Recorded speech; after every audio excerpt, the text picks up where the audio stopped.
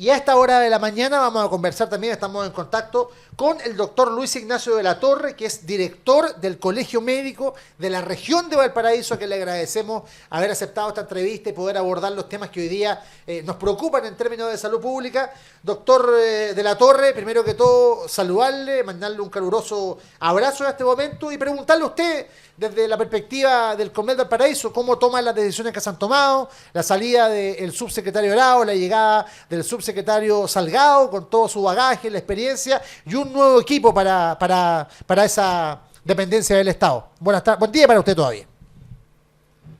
Buen día. Mira, en primer lugar, siento de alguna manera que el MinSal logra entender con este cambio, o el gobierno logra entender con este cambio, el sentido de urgencia de la crisis por virus respiratorio que estamos viviendo, en un país que tiene limitaciones sanitarias, que necesita sentarse a pensar cómo quiere que sea la salud en los próximos 20 a 40 años para que no estemos todos los inviernos teniendo que suspender clases o teniendo que utilizar teniendo que cambiar subsecretarios porque las medidas de salud no se ejecutan como corresponde. Si nosotros queremos evitar estas crisis, nosotros necesitamos entender que Chile apenas tiene 2,2 camas por cada 1.000 personas, cuando la OMS nos dice que debiéramos tener 3, y cuando la OCDE nos dice que debiéramos tener 5, y cuando países miembros de la OCDE como Japón tienen 14 camas por 1.000 habitantes, o sea, 7 veces más que nosotros. Los virus van a seguir apareciendo. Las crisis de aquellos virus que son estacionales van a seguir generando enfermedad, y nosotros por una parte tenemos que trabajar en la prevención, en la educación sanitaria, pero también tenemos que construir una red que esté pensada para el Chile del 2030, del 2040, del 2050, y no para el Chile del 1950 o 60, que es cuando se diseñó originalmente. Daniel. Sí, doctor, mire, nosotros lo hemos entrevistado varias veces y acá nosotros lo citamos mucho a usted, porque ha dicho Gracias. que usted fue el que adelantó lo que podía pasar y que pasó acá en Chile, digamos. La crisis respiratoria, usted dijo, falta organización, no puede haber este sistema de camas nacional, sino tiene que ser por región, ¿cierto? Con lucidez que le da la experiencia, supongo yo. Usted dijo esto, y lo vivido, supongo. ¿Se resuelve esto con un nuevo subsecretario? 1. 2. ¿Se pueden hacer cambios sin ley? O sea, mejorar la infraestructura, mejorar el aparataje como orgánico, sin ley de pronto del propio ministerio, hacer los cambios para que no suceda lo que pasó con Mía o con otras personas. ¿Qué cree usted? ¿O qué sabe usted que más que cree?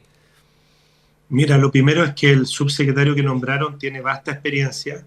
De hecho, fue uno de los que trabajó en la reforma sanitaria que creó la subsecretaría de RE. Y quienes lo conocen, yo no he tenido un trabajo personal con él, pero quienes lo conocen reconocen una habilidad de trabajo en equipo y liderazgo.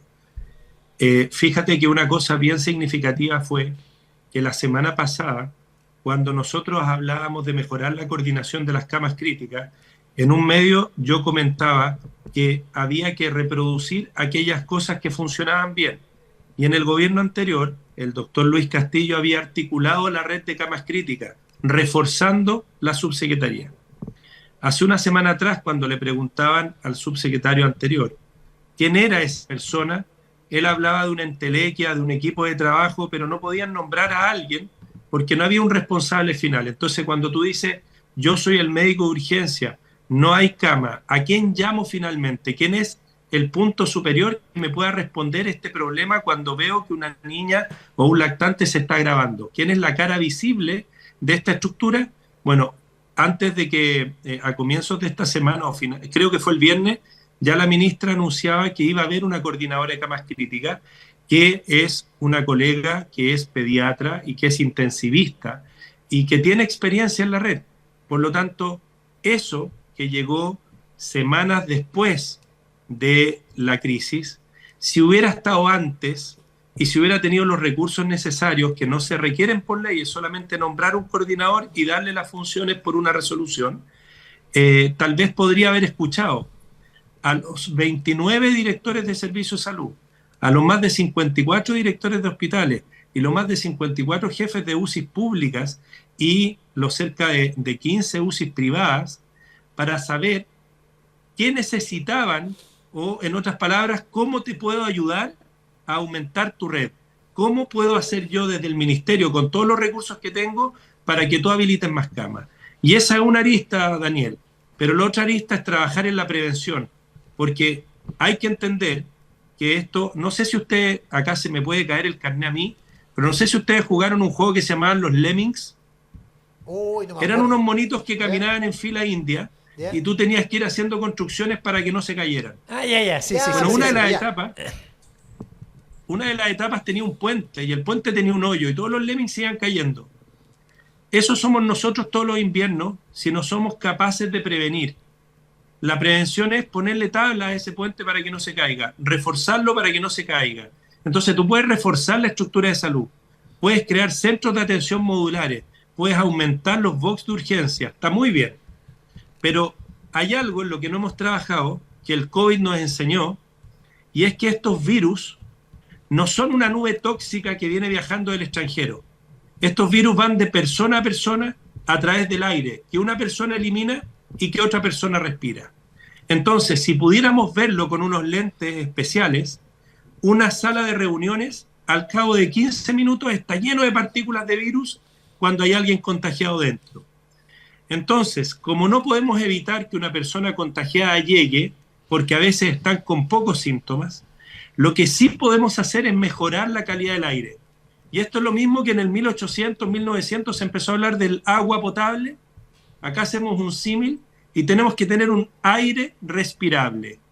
Y en los 80, en los 90 nos enfocamos en el smog y en la monitorización de partículas contaminantes ambientales, y está muy bien. Pero hoy día tenemos que entender que también hay una contaminación biológica, especialmente con virus, pero también pueden ser bacterias, que es de riesgo para la salud, y hay sistemas de filtrado de aire que extraen el aire de una oficina, de una sala, e inyectan aire limpio del exterior, que permiten ir renovando el aire, y eso ya está demostrado que reduce el contagio de estos virus, sin afectar la clase, sin tener problemas para que yo pueda modular y tú me puedas leer.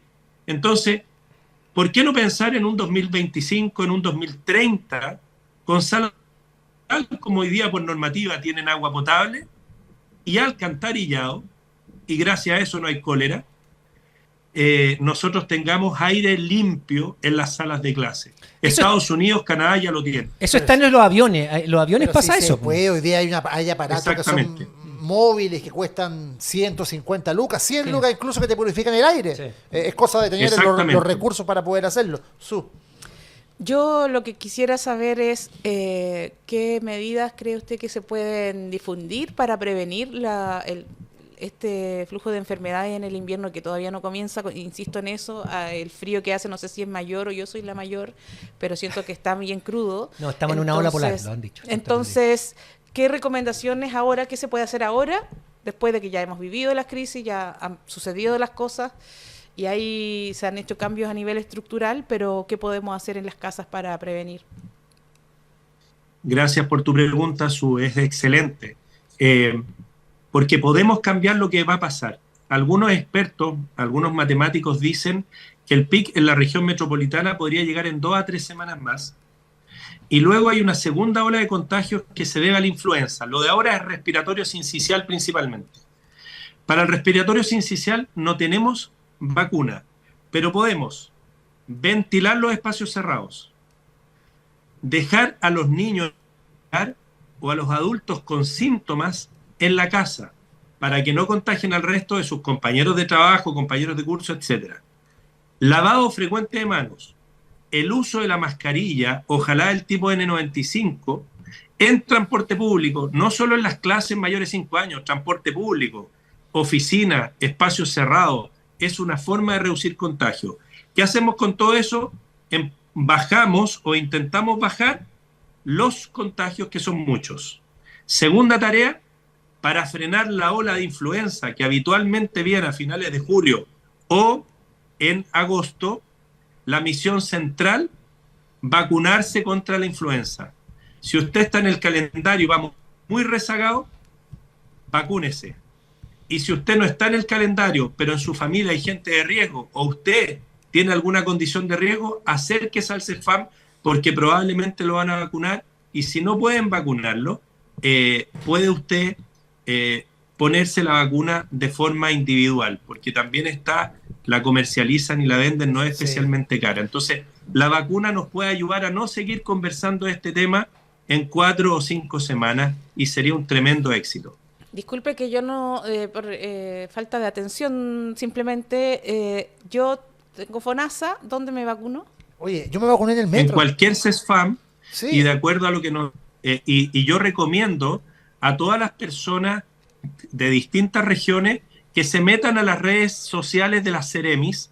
Y de las porque comunas. Las Ceremis, claro, porque las Ceremis además, comuna por comuna, activan dispositivos de vacunación en coordinación con la municipalidad. Entonces ustedes pueden entrar a la página de la municipalidad, pero las Ceremis en sus redes sociales están publicando todo dispositivo de vacunación adicional que hagan, pero los CESFAM tienen las dosis de vacuna y esta vacuna habitualmente es por oportunidad. Eso quiere decir que si estás en el calendario, sin cita previa, puedes ir a vacunarte y funciona. La verdad es que yo he asistido a varios CESFAM de mi región, la quinta región, y no es que estén llenos de gente esperando vacunarse, muy por el contrario.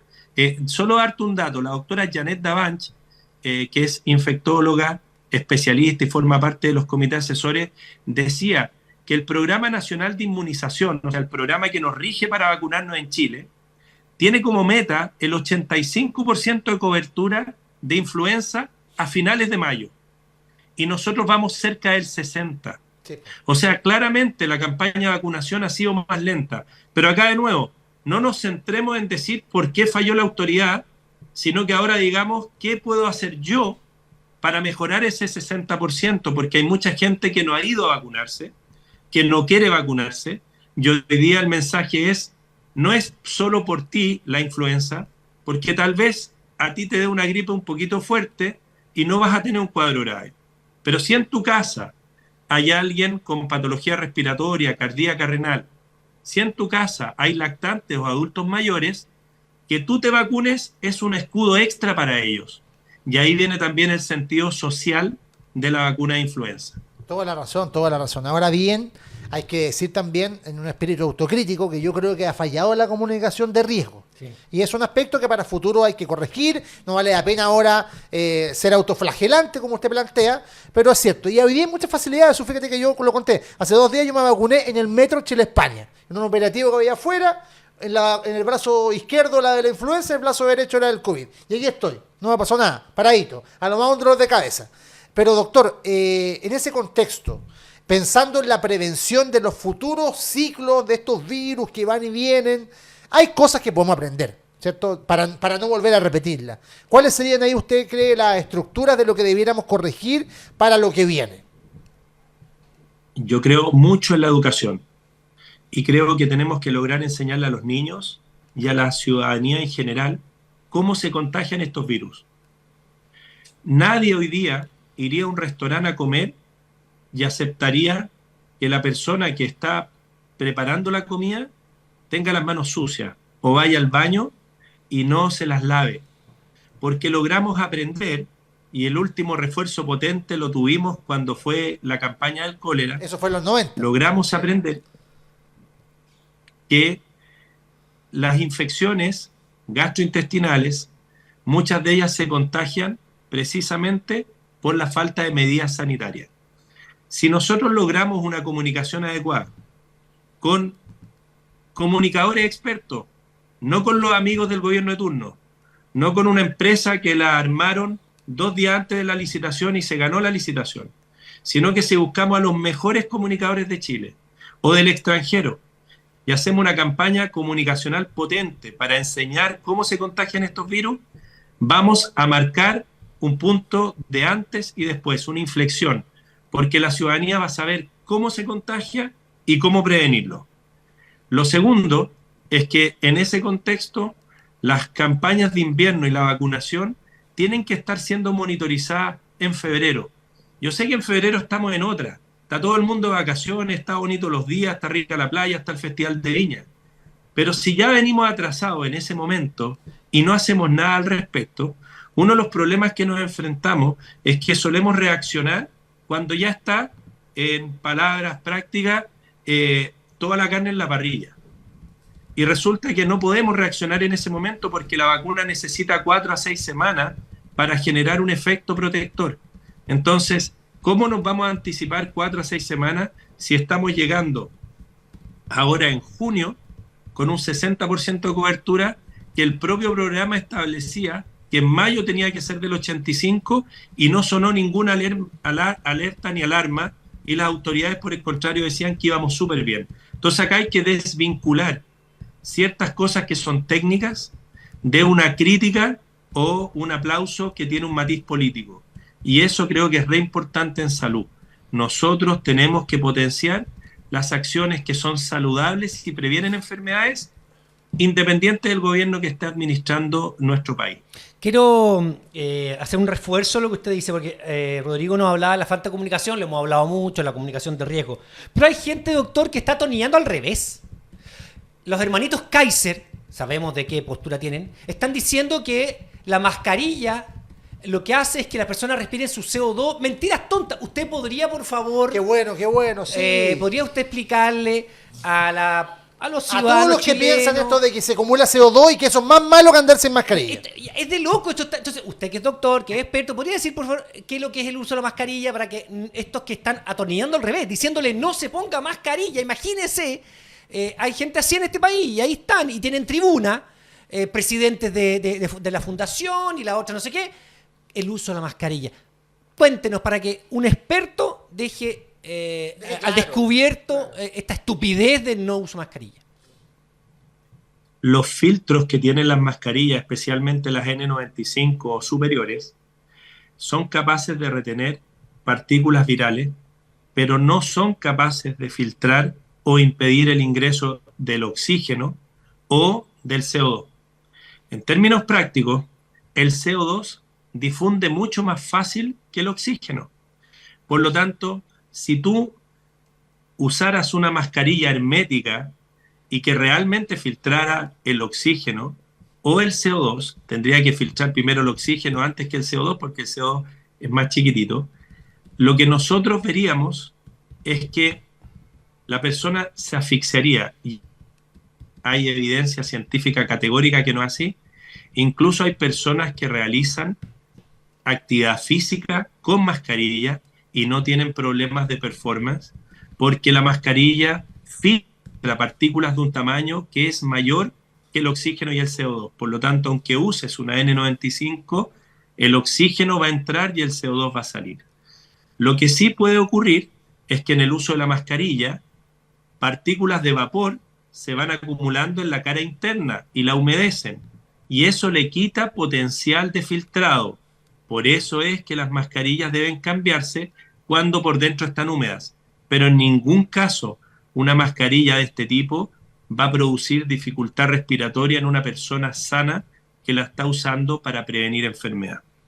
Muchas gracias por esa palabra, porque así aquellos pájaros de mal agüero, aquellos que tienen un espíritu político detrás y no una cuestión de sanidad, que se queden calladitos y que no atonillen al revés para la sociedad chilena. Yo creo que basta con estos hermanos Kaiser, que lo único que hacen es, no sé, ¿qué pretenderán con estos temas libertarios de que no usar, que el uso de mascarilla es como la Tierra es plana, ¿no? La Tierra es plana, parece. Pero no, disculpa, no, Daniel, ¿sí? Daniel, para entender que esto es transversal, el domingo en Estado Nacional entrevistaron a la subsecretaria de Salud Pública y le preguntaron directamente si había que usar mascarilla en colegio. Y el domingo respondió que no. La situación epidemiológica no ha cambiado del domingo al martes. Y el martes la ministra dice vamos a usar mascarilla. Son dos ejemplos de una mala comunicación. En un caso, transmitir un fake news porque no hay evidencia que las mascarillas asfixien a alguien y con eso desarticular una medida preventiva y aprovechar un mal momento de confianza en las autoridades de salud para evitar que una medida que puede prevenir contagio se utilice. sería como decir no use condón para prevenir el VIH porque produce una asfixia del pene, falso, Claro. no es verdad. Cierto. Y por lo tanto funciona muy bien para varias infecciones de transmisión sexual, pero por el otro lado tú no puedes tener a las autoridades respondiendo una información el domingo en un programa con sintonía importante y el martes a la autoridad superior diciendo lo contrario. Lo mismo que cuando el ex subsecretario decía que se hicieron ciertas cosas y después la ministra decía no se hacían. Esas faltas de comunicación tienen un origen. Y yo acá voy a hacer una crítica de carácter al sistema de funcionamiento político nuestro. Un ministro, yo lo veo como un director técnico, como un jefe de gestión de un área importante. Necesita trabajar con un equipo y tiene que tener libertad para nombrar ese equipo. No puede ser que las subsecretarías sean de un partido, el ministro de otro, el subsecretario, el ministro no trabajan en conjunto, sino que a veces incluso están en puntos contrapuestos, porque estos son equipos de alto desempeño que tienen tareas muy importantes a su cargo. Cierto. Por lo tanto, ¿qué entrenador de fútbol, y es un área que conozco, por eso uso el ejemplo, aceptaría dirigir un equipo cuando el preparador físico se lo nombran, cuando el kinesiólogo se lo ponen aparte, cuando el psicólogo se lo ponen de otro lado y nunca han trabajado juntos? Eso no tiene lógica. Empecemos a nombrar autoridades políticas en las subsecretarías, en los ministerios y ojalá en las jefaturas de gabinete como un equipo de trabajo integrado para que logren mejorar los problemas reales de la gente y no sean cupos para determinados pensamientos políticos que no siempre van a poner a la persona en el centro. Es verdad, Sí. qué elocuente, qué positivo, doctor, terminar con esta frase. Le voy a leer algunos comentarios de la gente de la comunidad. Doris Vera, que nos dice acá, mis nietas están en el colegio sin calefacción en sus salas. Se da cuenta de una jornada diaria donde no hay condiciones mínimas. Ezequiel Morales, acá en las universidades de Alemania hay filtros en las salas para purificar el aire, tal como usted lo planteaba. Ezequiel Morales nos dice también aparte, en los consultorios también, a mi esposo en Arica lo vacunaron. Janet Muñoz, hay que reforzar el sistema inmunológico siempre. Vera, lo malo es que todos los años se dice lo mismo, no vemos nunca que se tomen las medidas para que se logren cambios de verdad. Carmen Espinosa nos dice, por eso es importante también usar mascarillas cuando estemos resfriados. Así no repartimos virus para todas partes. Patricia Faló, que nos dice, buenos días comunidad, me gusta la claridad del doctor, sugiere y analiza sin condenar al gobierno en forma especial, porque en realidad esto es un problema país. Y en realidad es un problema país, doctor de la Torre. Le agradecemos este contacto y por supuesto la claridad con la que ha hablado. Un abrazo gigante. Muchas gracias, doctora. Clarísimo. Que estén muy bien. Chao, chao. Chau, chau. Que esté muy bien.